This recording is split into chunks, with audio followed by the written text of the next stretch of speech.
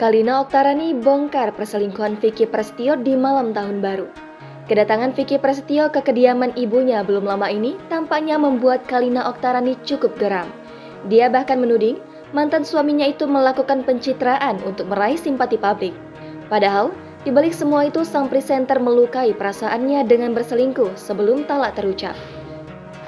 Kalina kemudian membongkar perselingkuhan sang suami yang menurutnya terjadi di malam pergantian tahun 2022. Ibu satu anak ini meyakini bahwa pada akhirnya nanti borok perselingkuhan Vicky Prasetyo akan terbongkar dengan sendirinya. Dia juga meminta mantan suaminya itu agar tidak menghapus komentar negatif warganet di Instagram pribadinya. Kalina Oktarani menambahkan, terus orang-orang diblokir, tapi kalau ada hujatan dan hinaan untuk saya didiemin. Tidak mau terima kritikan ya orangnya, dia hanya mau bulian untuk saya saja yang diperlihatkan ke orang banyak. Capek loh bun, hapusin hujatan orang.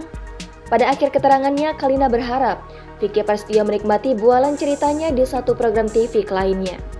Lumayan kan untuk biaya kontrakan rumah gede, tutur Kalina Oktarani.